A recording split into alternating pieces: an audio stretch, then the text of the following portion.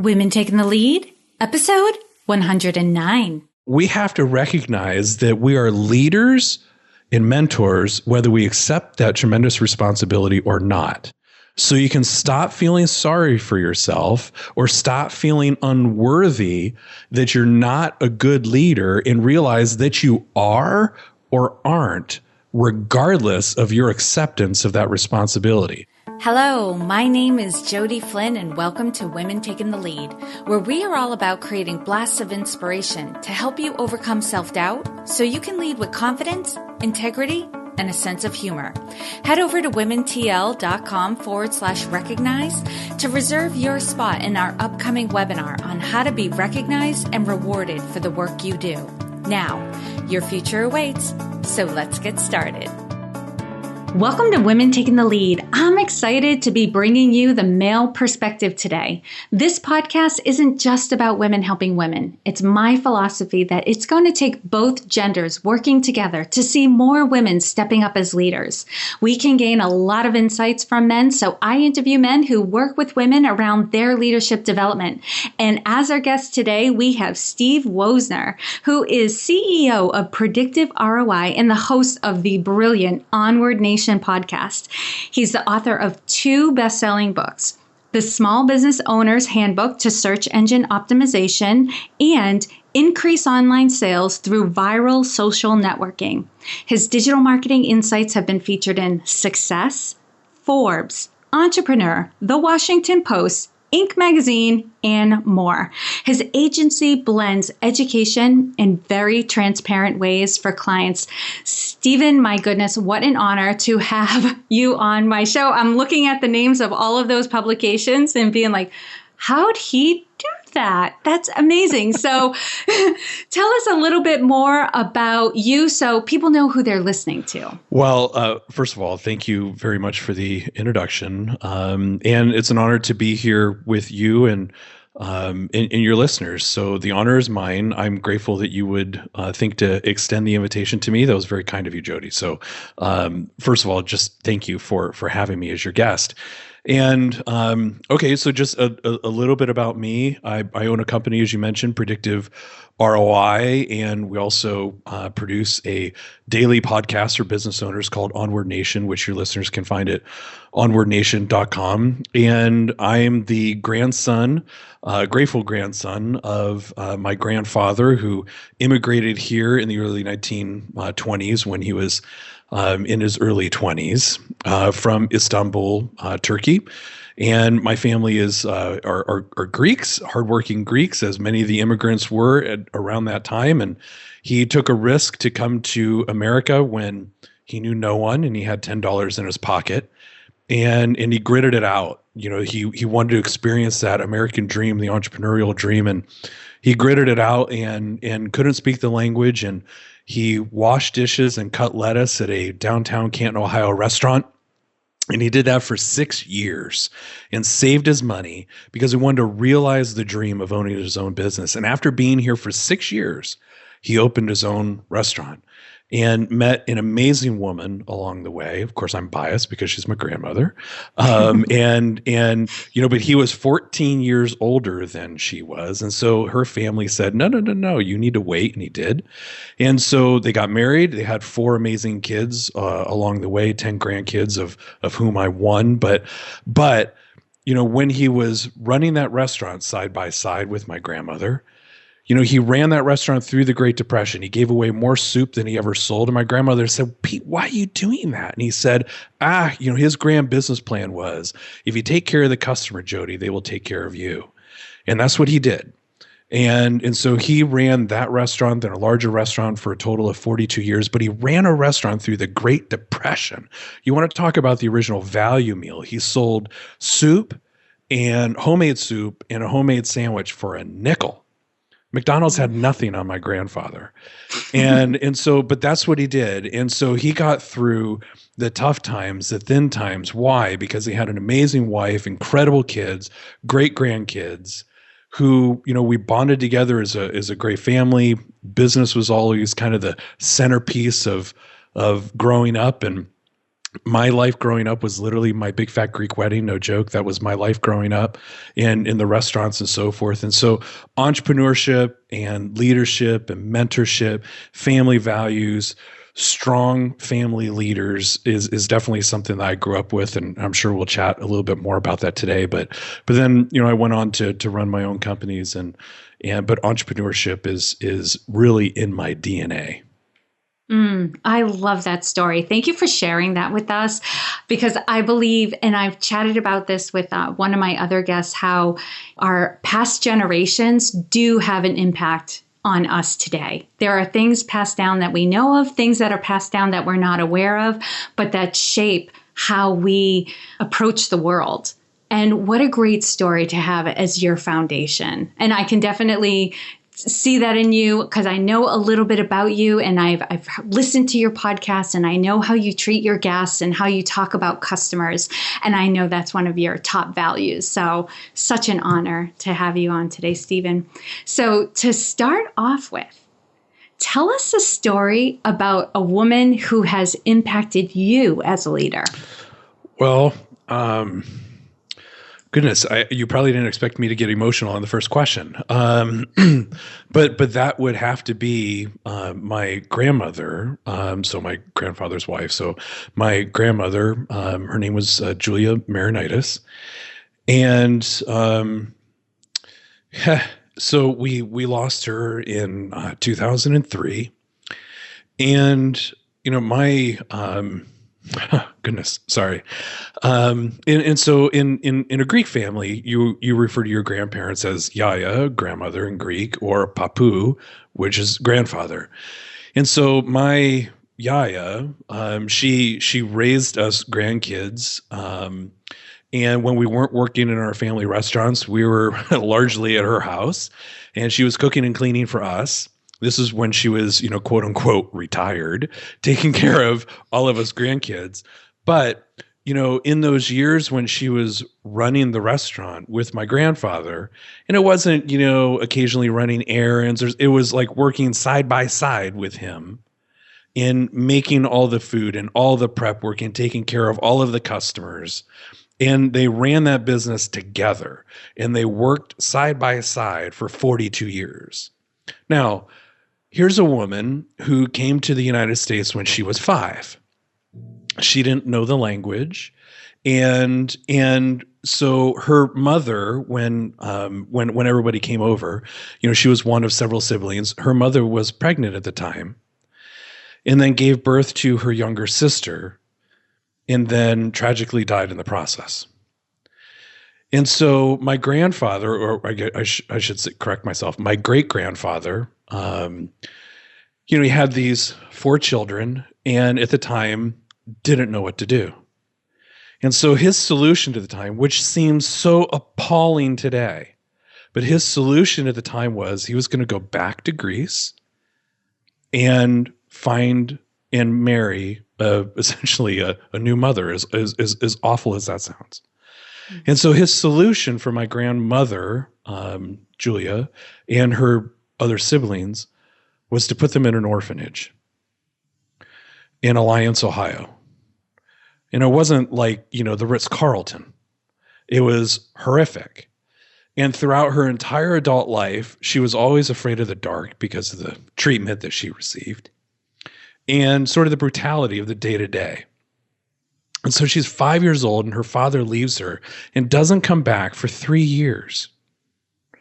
And so when I look at the courage that required, and then to be an amazing woman of love and caring and hard work and grit and tenacity through the Great Depression and through world wars and through all of that, and still have the compassion to take care of us kids and to instill the family values and the entrepreneurship and the leadership that we all grew up with, and to never ask for anything in return, in my opinion, is remarkable. And so when I think of your question, I think, well, that's Julia. Wow. Okay, Stephen.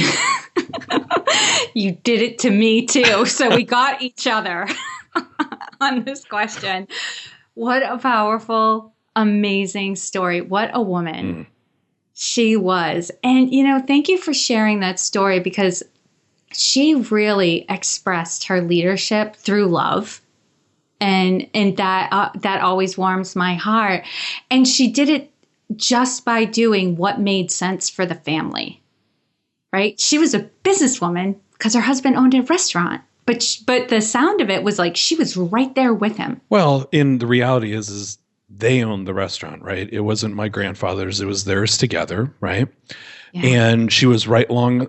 She stood beside him, and he beside her, because that's where they both belong. They ran the restaurant together, and then figured out a way to have 4 great kids along the way and 10 great grandkids along the way. She didn't need a title. She didn't need permission to do so. She didn't need all of those kind of formalities that when we think of leadership today, we think of, org charts and titles and bureaucracy and permissions and formal education and so forth. The things that embarrassed her in life was that her penmanship wasn't great. That she struggled when she wrote in cursive in English. And she was embarrassed of those things. And I'm like, Yia. It's like you think about all of these amazing, wonderful, beautiful things, and those are the things that she was embarrassed about. She was an incredible mentor through example. She was incredible leadership through example. She represented what it meant to be a great wife, what it meant to be a great mom.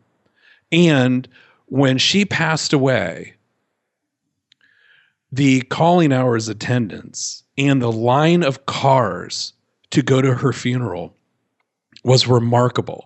And my grandfather said, he always would say this, Jody, he would say, you want to tell me about a particular person. All that I need to know about a person is to look at their friends, and I know everything about that person. And when my grandmother passed away, there were hundreds and hundreds and hundreds of people, steady stream of people for hours to come to their calling or to come to her calling hours to pay her respects or their respects, excuse me. And then the same number of people went to her actual funeral. A leader has that type of response, right? And somebody who is so valuable to her community. And so I would encourage your listeners to not be hung up on titles, to be hung up on actions instead, in adding value to those people who you love and support throughout your life. That's what makes a good leader.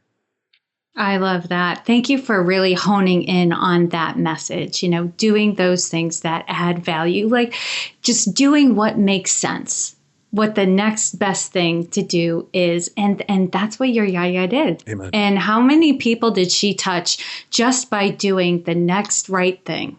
Amen. And that was way before Facebook, Twitter, and LinkedIn. Okay, that right. That was in the old-fashioned day, if you will, pre-Google and Yahoo and all of that stuff. Yia didn't have an iPhone, right? And so let's not get hung up on the tech and but if only my Twitter followers were bigger. No, stop it. It was about, real people doing great things, taking care of those that you loved, being active in your church community, being a good human being, being devoted to people who are around you. It doesn't matter if you're a man or a woman. Those are great leadership principles, no matter what your gender is. And she certainly exemplified that. Yes, she did. And this is a great segue because, Stephen, what I want to ask you next is, what is something that you see in women that holds them back? Well, that's an excellent question, Jody. And in my opinion, I think it's the imposter syndrome, which, my guess is you're probably intimately familiar with and studied it as I have. But my good friend, yes. Sure. And we all deal with it. And it doesn't matter, who you are. If you've lived and breathed on this planet, we're all victims of it. And the good news and bad news is, the good news is it resides in us. The bad news is it's in all of us. And we need to kind of, have some sort of exorcism to get it out. And And so I don't know that necessarily women are overly plagued with this more than men. I think we all deal with it. But I think some of the societal roles, some of the peer pressure, some of the traditional values or acceptances may make women more victim to the imposter syndrome, which is the whole belief of, I'm not worthy of this. Who am I to do something so amazing? It's that little voice that sits on your shoulder, whispers in Jody's ear and says, who do you think you are to attempt something so awesome? That's the imposter syndrome, everybody. And you need to know that that is you doing that to yourself more than the world is. You are in yourself or in your own way more than the world is. More than your pricing, more than your market, more than your product, more than anything. Are we going to have obstacles? Yeah, that's just part of life. But when you sit and think, oh, this person has it in for me, this person, it's like, really examine what the data points are. And oftentimes, some of the things that we think are reality are our own myth that we're interjecting. Mm-hmm. And that is the imposter syndrome. So be scared and do it anyway.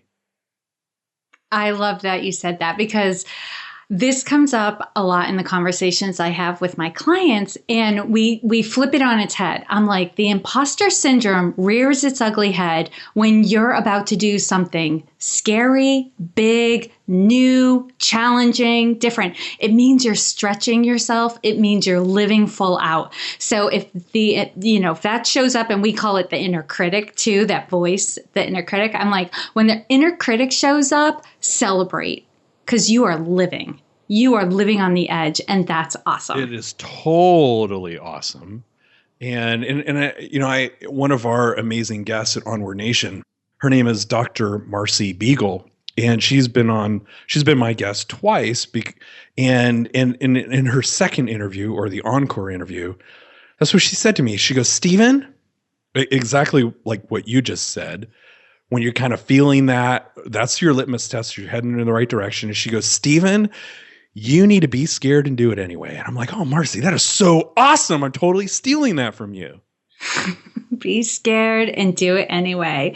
And I'll tell you, my inner critic swears at me. Like, it has a foul mouth. Not kidding you. So when that happens, I'm just like, whoo, man, okay, take a breath. Let's keep going. That's awesome. Thank you for that. All right. And Stephen, what have you learned from the women you've mentored? Well, so the women that I have mentored? Yeah. Great question. That you can be compassionate and you can be tough as nails at the same time. And in that you don't have to be squishy, you don't have to be overly emotive. There is a time and a place where being emotive and caring and compassionate is very appropriate. And then there's a time and a place where you need to be tough as nails so that you're not taken advantage of.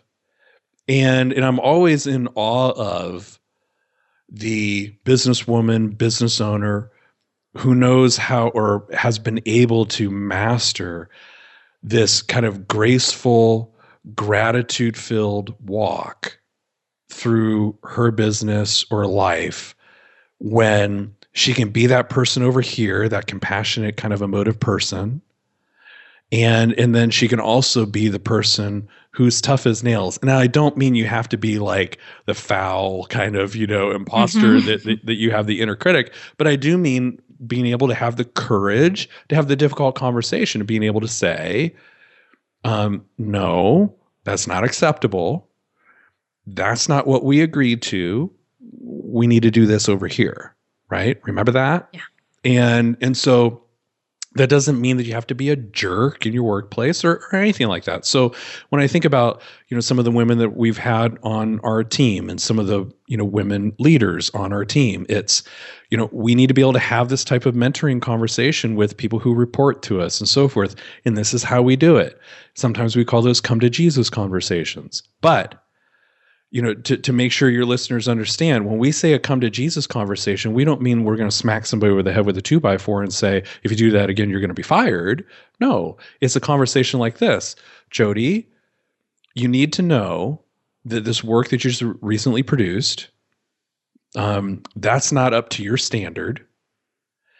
I deserve your best. Our clients do too, and you deserve to do your best work. You are currently not living up to your potential, and you should be.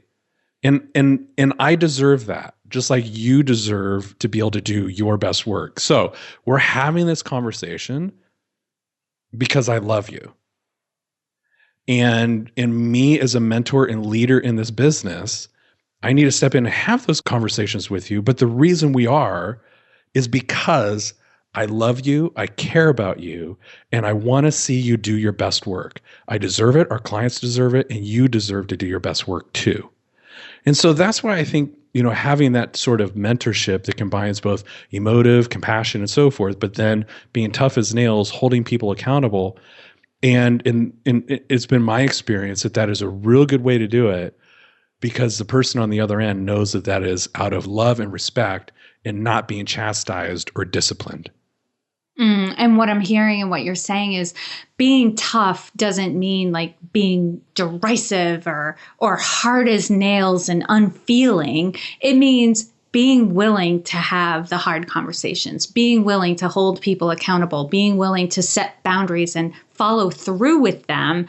But it doesn't mean you have to give up who you are as a person to be that way. You can be respectful. You can be compassionate. And in fact, in what I'm hearing, because I was like, wow, if someone approached me like that, I could absolutely hear what they were saying and listen and stay engaged in the conversation. Whereas I know from experience in the past, when someone comes at me in a derisive way, they put down what I've done, they've disrespected me, I've checked out of the conversation because I'm on the defensive. Right. At that point. Exactly. So. And in good mentorship, never put somebody on the defensive. And so whether I've mentored a woman on our team or a man on my team, I approach those conversations in the same way and knowing that because of their gender, they may have subtly different or sometimes maybe extremely different reactions to the conversation. But, anybody who I'm having that conversation with knows that the reason we're having it is because I care about them, because I love them. And if I didn't, then they just wouldn't be on our team anymore, right? But that isn't what my next step is. It's in order to have good mentorship. And then, by the way, in doing that, when other people then report to them, that's the types of conversations that they have with their direct reports. And so, it's just mentorship and leadership is so critical to get it right. Yeah, and modeling that behavior for others so it has a ripple effect. Amen. In the organization. Awesome. Well, Stephen, what changes do you see are necessary for more women to step up as leaders? Yeah, I think it's a couple of things. And I think the first thing is that to not get hung up on titles, that everybody within an organization, good or bad, can be a leader. Everybody has the power to be a mentor, good or bad. There are plenty of people who have had influential roles in my life. And I said this recently to one of my aunts back home, and I was describing a certain person, and I said, this person has been a great mentor and example in my life. And my aunt said, really? Why? And I said, because, every time I think of a particular problem or situation, I just think of, well, what would this one person do? And then I do the exact opposite. And so we have to recognize that we are leaders and mentors, whether we accept that tremendous responsibility or not. So you can stop feeling sorry for yourself or stop feeling unworthy that you're not a good leader and realize that you are or aren't, regardless of your acceptance of that responsibility. If you're a parent and you have kids, you don't sit down and make the choice, I'm going to be a good parent or a bad parent. Maybe you do, well, you probably make the choice of you want to be a good parent, but those people who are bad parents is because they left it up to chance. Being a bad parent is pretty easy. You just don't do anything. But you're creating bad modeling and mentoring and leadership in the process. So you can either accept it and be a good mentor and a good leader, or you can just choose to run from it. But you have to understand that you're mentoring and leading all the time. So when I think of like, what are the changes? The first one is acknowledge the fact that you are one, and, put on your big girl clothes and be one, and be a great one. And you're a great one when you stop listening to the imposter syndrome. You have an abundance of God-given talents and skills that are just waiting. They're sitting there at your disposal. And your decision should be, I'm going to stop ignoring all of this abundance that I have, and I'm just going to go use it. And so don't wait for a title. Don't wait for permission. Realize that you already are one, and go be the best one God intended you to be. That would be my advice. I love that. And especially want to underscore, for everyone to realize, like, you're already a leader. You're already a mentor. You are already having an impact on the people around you for good, bad, or neutral.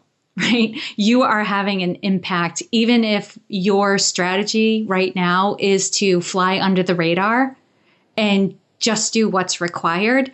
That is having an impact and creating the environment around you. So, Stephen, thank you for that, because I don't think a lot of people have that awareness that they're already influencing, they're already leading, they're already having an impact, but because they are delegating that responsibility elsewhere, they're not owning it, and they're not able to see the impact and the leader that they are. So just by owning it and seeing it, you can start making some different choices, and that will change the environment around you and how you experience life. Let me give you an example. And I think you're 100% spot on there, Jody. So last night was, the Super Bowl between the Carolina Panthers and the Denver Broncos. Great game. I'm biased because I was hoping that the Broncos would win. And so, of course, I'm happy about that. But it was such a amazing example of what class and gratitude, again, it transcends gender, what class and gratitude looks like on a national stage, and what immaturity and poor sportsmanship looks like on a stage. Now, I don't care, where, the people who are listening right now, where your fan alliances and so forth are drawn, and some people can look past that and some people can't. But my point is that when they have interviewed Peyton Manning after losses, he's a very grateful loser and says, gosh, we played a team today who we couldn't keep up with. That is a great team. And has respect for the coaches and the players and so forth. Now, yesterday, he was a very grateful winner and said, gosh, I'm really going to enjoy this win. And he said the very first things that he was going to do was he wanted to hug and kiss his wife, hug and kiss his kids, and then celebrate the win with teammates and coaches. Wonderful. Very grateful person. However, when Cam Newton had to go to the podium, he sat there in a hoodie and he refused to answer the media's questions, and he was pouting like a 10-year-old who was told he couldn't have any more chocolate or any more sugar or any more popcorn, whatever. You're like, okay, Cam. So like if he were listening right now, I would say, Cam, you can't have it both ways. You can't be flying high and accepting all the media praise and attention and all the endorsements. And when you're 15-1 and you're cruising through the playoffs and everybody is loving on you and you're a media darling, you can't accept all of that praise and adoration and love and support and then act like that when you lose a game. Because all of the children and all of the young adults who are looking at you and they're celebrating with you and they're living vicariously through your victories. And then when you lose, you're still mentoring. You're showing them that's what sportsmanship is. And it isn't that. So when we're in business and things aren't going your way and you're leading your business and a customer comes in and they have complaints and so forth, how you handle that is easy to be great during the wins. And how you handle the losses is also mentorship. And I just want to make sure that your listeners understand that you're always mentoring 24/7, 365. There's never a break, whether you acknowledge that or not.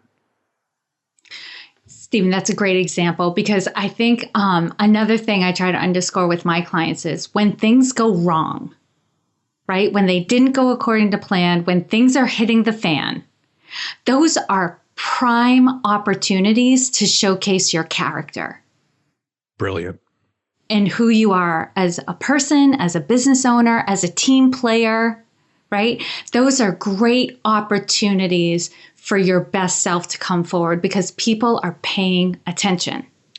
You are so wise to say that, Jody. I don't mean to sound patronizing, but that is exactly so spot on. Yeah. Yeah. We can't let those opportunities go by because that was the opportunity. Stephen, we could talk forever, but I want to get a little more information from you before I let you go. So what is one thing that you're working on right now that you're really excited about? Oh my gosh. I am like, I feel like John Lee Dumas for a second. Like, I am so fired up. I mean, and JLD is a good friend, so he won't mind. I stole that from him. But anyway, I mean, there are so many things within our business and just kind of life that that I am fired up about. But so first, I'm stoked that my daughter is like mastering math and English in 3rd grade. She is just cruising along, and that is just really wonderful to see.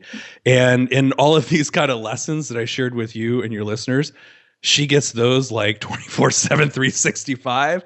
And she's probably like, oh, Dad, seriously, please stop with the mentorship and the leadership and so forth. And I could just tell you some stories. But she's blossoming into the performer, the hopefully, the not too distant future kind of scares me to even say it, the teenager, the young adult, and I've said to her, I said, you know what my job is? My job is to make sure that you grow up to be a wonderful young adult, a responsible adult, a great mom, great wife, and that type of, I mean, that's my job. In addition to, if you go up to ask my daughter, and I say, Caitlin, I almost said her nickname. Her nickname is Babe. But that wouldn't make any sense if I said, "Hey, babes." Anyway, so if I say, "Caitlin, what is my job?" She'll say, "Daddy, your job is to keep me safe." So, what I'm really excited about is watching her just blossom into this amazing 9-year-old. On the business side, and the reason also that she's blossomed into an amazing 9-year-old is because she has a very loving family around her. My wife is amazing, and extended family are just fantastic. So anyway, on the business side, I'm working finally on my next 2 books. And one is going to be about how business owners can use podcasting to increase traffic leads and sales. So I'm excited about that. That'll come out sometime in 2016, toward the fall of 2016. And then also writing a book based on all of the incredible knowledge that we've been able to distill and extract out of our amazing Onward Nation guests, you of whom are one of those, Jody. And so I'm very excited about that, and that'll probably come out in early 2017. And then we just launched a brand new service within Predictive ROI called Sales Generating Podcasts, where we actually produce podcasts for clients, but more importantly, help them monetize them so they can generate revenue into their business. And that'll probably be about $1 million piece of our business this year. So I'm very excited about that. So anyway, those are a couple of things, personal and professional, that I'm really stoked about. What a great service. That's awesome. And I'll be looking forward to your books coming out too. So keep me posted. I will absolutely do that. Yeah. All right, Steve, share with us a success quote or a mantra and why it has meaning for you. Fear and procrastination are the enemies of success. And that was shared to me by Dean Bacopoulos. I'm biased. I love the quote, but I'm biased because he's also one of my cousins. But he and I were business partners about 15 years ago on a different venture. And he said that to me one day. I'm like, man, that's brilliant. I'm totally stealing that from you. And it has meaning to me because it is so true and that really kind of summarizes the imposter syndrome, fear and procrastination. We do that to ourselves. Fear doesn't exist. It only exists in our own mind. So stop that, be scared, and do it anyway. And so, I literally have that framed on my wall. I'm looking at it right now in my office, and like in one of those little successory quote things that my wife created for me. And fear and procrastination are the enemies of success. And I think about it every day. I love it. I love this quote. And I just have to say, I've been giggling a little bit as you talk, because I don't know where this comes from, oddly, but whenever I hear the expression, stop it, stop it, it just makes me giggle. Did you ever see that Bob Newhart skit on Saturday Night Live? No. Oh, you haven't? Oh my gosh. It will make you laugh like uncontrollably for hours. Okay, so go to YouTube, like, when we're done, go to YouTube and search Bob Newhart, stop it. And so they did a skit on Saturday Night Live where he's like a therapist, and this woman comes in for like, a therapy session.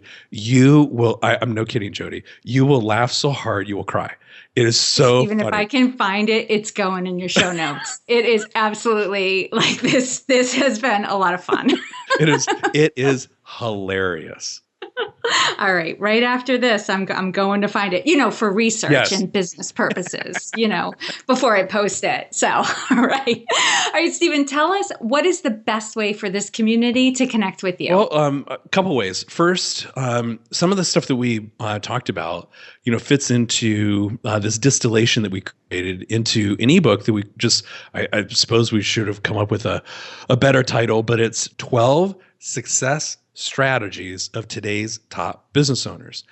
And so not only does it include the 12, but then it breaks down like how to apply them. So your listeners could go to onwardnation.com/12 download. No hyphens or anything like that. It's just onwardnation.com/12 download.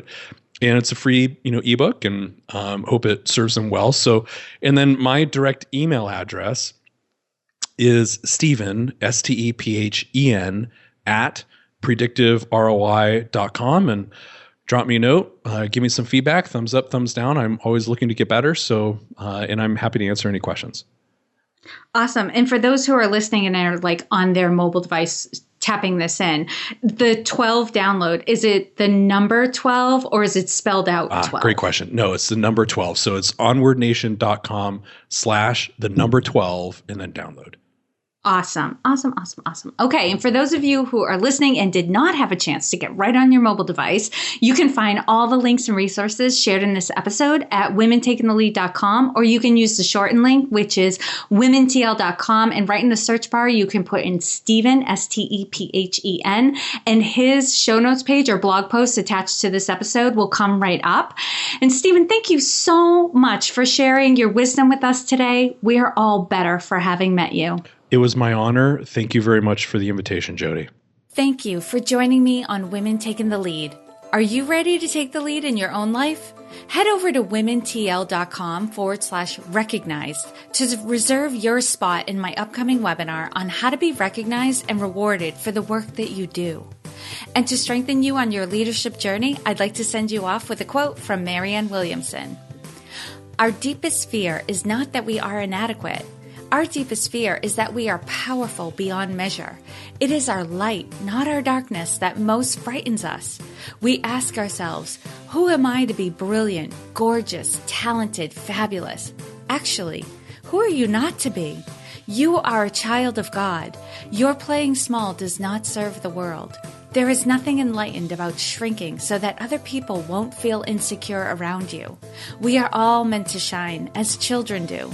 We were born to make manifest the glory of God that is within us. It's not just in some of us, it's in everyone. And as we let our own light shine, we unconsciously give other people permission to do the same. As we are liberated from our own fear, our presence automatically liberates others. Again, thank you for joining with me, and here's to your success.